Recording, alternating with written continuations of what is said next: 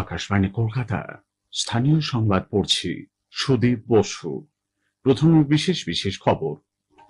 তরুণীর স্বপ্ন প্রকল্পে ট্যাবের টাকা নিয়ে জালিয়াতির প্রেক্ষিতে রাজ্য সরকার সবকটি সামাজিক সুরক্ষা প্রকল্পে উপভোক্তাদের ব্যাংক অ্যাকাউন্ট যাচাই করবে।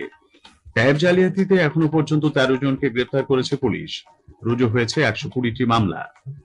আদিবাসী সমাজের উন্নয়ন প্রকল্পগুলির অগ্রগতি পর্যালোচনায় আগামীকাল বৈঠকে বসছে রাজ্য সরকার।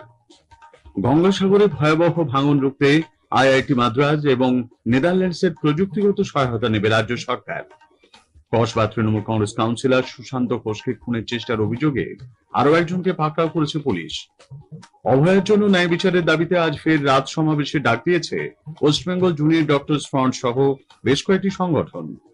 রঞ্জি ট্রফির ম্যাচে ইন্দোরে বাংলা 11 রানে মধ্যপ্রদেশকে হারিয়ে দিয়েছে।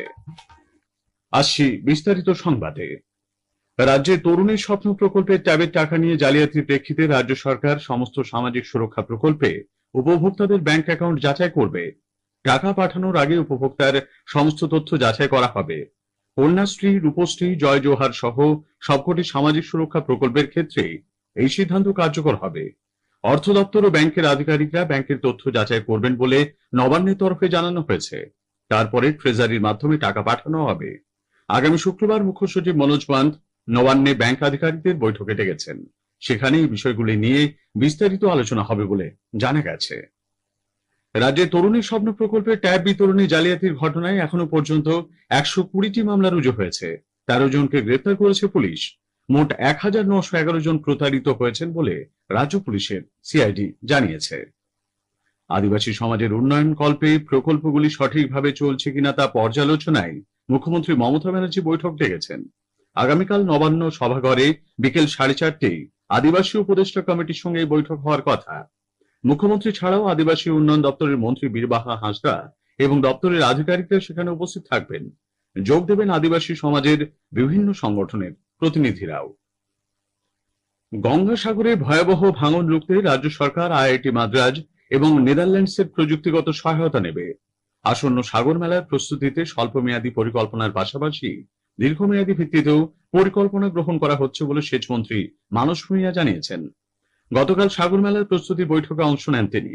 উপস্থিত ছিলেন সুন্দরবন উন্নয়ন মন্ত্রী বঙ্কিম হাজরা, স্থানীয় বিধায়ক, জেলা সভাধিপতি সহ আধিকারিকরা। মেলার জন্য দপ্তরের বকেয়া কাজগুলি দ্রুত শেষ করারও নির্দেশ দিয়েছেন সেচমন্ত্রী। জমি নিয়ে বিবাদের জেরেই কলকাতা পুরসভার 108 নম্বর ওয়ার্ডের কাউন্সিলর সুশান্ত ঘোষের উপর হামলার পরিকল্পনা বলে মূল অভিযুক্ত মোহাম্মদ ইকবাল ওরফে আফরোজ পুলিশকে জানিয়েছে। গতকাল বর্ধমানের গলসি থেকে ইকবালকে আটক করে পুলিশ। জিজ্ঞাসাবাদের সময় 55 গ্রামের বাসিন্দা ওই ব্যক্তি জোর করে জমি দখলের বিষয়টি পুলিশকে জানিয়েছে। তাকে গলসি থেকে গতরাতে কলকাতায় নিয়ে আসা হয়েছে। যদিও পুলিশি জেরায় সে ইকবাল নয় বলে দাবি করায় তা নিয়ে নতুন করে জটিলতা দেখা দিয়েছে।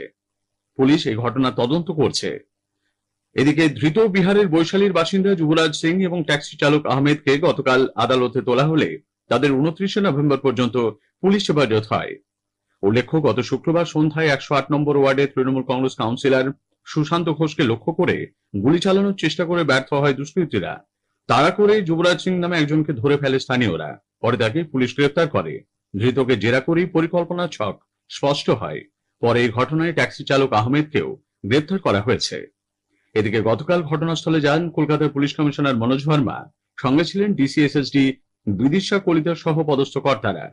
ঘটনার পরই তৃণমূল কাউন্সিলর সুশান্ত ঘোষের নিরাপত্তা বাড়িয়েছে কলকাতা পুলিশ। এদিকে এই ঘটনাকে কেন্দ্র করে শুরু হয়েছে রাজনৈতিক চর্চা। রাজ্যের বাইরে থেকে কিভাবে অস্ত্র ও দুষ্কৃতীরা অবাধে প্রবেশ করছে সেই প্রশ্ন তুলেছেন পুর নগর উন্নয়ন মন্ত্রী তথা কলকাতা পুরসভার মেয়র ফিরহাদ হাকিম।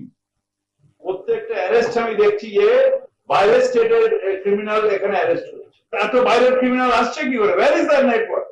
বারবার মুখ্যমন্ত্রী বলছেন মানে মুঙ্গের থেকে আমসা, যারা মুঙ্গের থেকে আমসা আন ধরার জায়গা করো।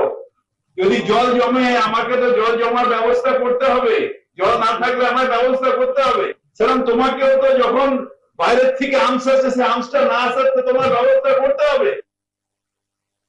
বিজেপি রাজ্য সভাপতি সুকান্ত মজুমদার কটাক্ষ করে বলেছেন, রাজ্যের পুলিশ মন্ত্রীর কথা পুলিশ শুনছে না। এই অভিযোগ অত্যন্ত উদ্বেগের। শহরের মহানাগরিক যদি পুলিশের উপর আস্থা না রাখতে পারে তো সেই পুলিশ রেখে লাভ কি? বাংলার হোম মিনিস্টার চাইছে আর পুলিশ করছে না, এটা যদি আমাদেরকে বিশ্বাস করতে পারে বাংলার মহানাগরিক, তাহলে তো সেই হোম মিনিস্টারের থাকা উচিত না, নিজের পদে আত্মশ্লাঘা থেকে সরে যাওয়া উচিত। পুলিশ রাজ্যের বিরোধী দলের নেতাদের উপর নজরদারি চালাচ্ছে বলে বিজেপি অভিযোগ করেছে। কলকাতায় গতকাল সাংবাদিকদের প্রশ্নের উত্তরে দলের রাজ্য সভাপতি সুকান্ত মজুমদার জানিয়েছেন, বিজেপি সহ বিভিন্ন বিরোধী দলের কার্যালয় ও নেতাদের উপর পুলিশ নজরদারি চালাচ্ছে। তিনি বলেন, এর পরিবর্তে আসল অপরাধীদের উপর নজরদারি করলে রাজ্যের মঙ্গল হতো। প্রয়োজনে নজরদারির বিষয়টি স্বরাষ্ট্র মন্ত্রকে জানানো হবে বলেও সুকান্ত বাবু উল্লেখ করেন। স্থানীয় সংবাদ শুনছেন আকাশবাণী কলকাতা কেন্দ্র থেকে। 100 দিন অতিক্রান্ত হলেও অভয়ার জন্য ন্যায় বিচার এখনো পাওয়া যায়নি। এই অভিযোগ তুলে ফের রাত সমাবেশে ডাক দিয়েছে ওয়েস্টবেঙ্গল জুনিয়র ডক্টরস ফ্রন্ট এবং অভয়া মঞ্চ। আজ শ্যামবাজার পাঁচমাথার মোড়ে হবে জমায়েত। Medical service centre, service doctors forum এবং নার্সেস ইউনিটি মৌলালী যুব কেন্দ্রে একটি গণকনভেনশনের ডাক দিয়েছে। সমাজের সর্বস্তরের মানুষকে এই সমাবেশে যোগ দেওয়ার আহ্বান জানিয়েছে তারা। এদিকে জুনিয়র ডক্টরস ফ্রন্টের 10 চিকিৎসক আগামীকাল সিজিও কমপ্লেক্সে সিবিআই দপ্তরে যাবেন বলে জানা গেছে। জমা দেওয়া হবে স্মারকলিপি। গতকালও বেশ কয়েকটি সংগঠন ন্যায় বিচারের দাবিতে পথে নেমেছে। বাম ছাত্র সংগঠন এসএফআই সোদপুরের ট্রাফিক মোড়ের নাম পরিবর্তন করে তিলোত্তমা মোড় রাখার দাবিতে গতকাল স্বাক্ষর সংগ্রহ অভিযান শুরু করেছে। নির্যাতিতার মা বাবা প্রথম স্বাক্ষর করেন। মোট 1 লক্ষ সই সংগ্রহ করা হবে বলে খবর। হাওড়া ট্যাক্সি স্ট্যান্ডের দালাল চক্র রুখতে পরপর দুদিন হানা দিয়ে 13 জনকে গ্রেফতার করেছে পুলিশ। এই দালাল চক্র নিয়ে বেশ কয়েকদিন ধরে পুলিশের কাছে নানা অভিযোগ আসছিল। নির্ধারিত ভাড়ার চেয়েও বেশি ভাড়া চাওয়া হচ্ছিল বলে অভিযোগ ওঠে। এরপর গতকাল ফের বিশেষ অভিযান চালায় গোলাবাড়ি থানার পুলিশ। গ্রেফতার করা হয় 3 জনকে। বাঁকুড়ার বিষ্ণুপুরে একটি বিলাসবহুল হোটেলে গাড়ি পার্কিং এ থাকা গাড়ি থেকে চালকের দেহ উদ্ধারের ঘটনায় চাঞ্চল্য ছড়িয়েছে। অশোক রাজবংশী নামে বছর 50-এর ওই ব্যক্তি নিউটাউন থানা এলাকার বাসিন্দা। এজেন্সির মাধ্যমে ভাড়া গাড়িতে বিষ্ণুপুর বেড়াতে যায় কলকাতার একটি পরিবার। তাদের সঙ্গে ছিলেন ওই চালক। গতকাল গাড়ির ভেতর থেকে তার দেহ উদ্ধার হয়। পুলিশ ঘটনা তদন্ত শুরু করেছে। সুন্দরবনে বাঘের বর্তমান সংখ্যা জানতে আগামী সপ্তাহে আরেক দফা ব্যাঘ্র শুমারি শুরু হচ্ছে। এবার 45 দিন ধরে ক্যামেরা ট্র্যাপিং এর কাজ চলবে। এর জন্য 4100 বর্গ কিলোমিটার জুড়ে 1444টি ক্যামেরা বসানো হচ্ছে। শুমারির কারণে সুন্দরবন ব্যাঘ্র প্রকল্পের জঙ্গল পর্যটকদের জন্য শুক্রবার করে বন্ধ রাখা হবে। রাসযাত্রা উপলক্ষে জমজমাট নদিয়ার শান্তিপুর ও নবদ্বীপ। শান্তিপুরের ভাঙা রাসের প্রধান আকর্ষণ রায়রাজা শোভাযাত্রা। একটি প্রতিবেদন।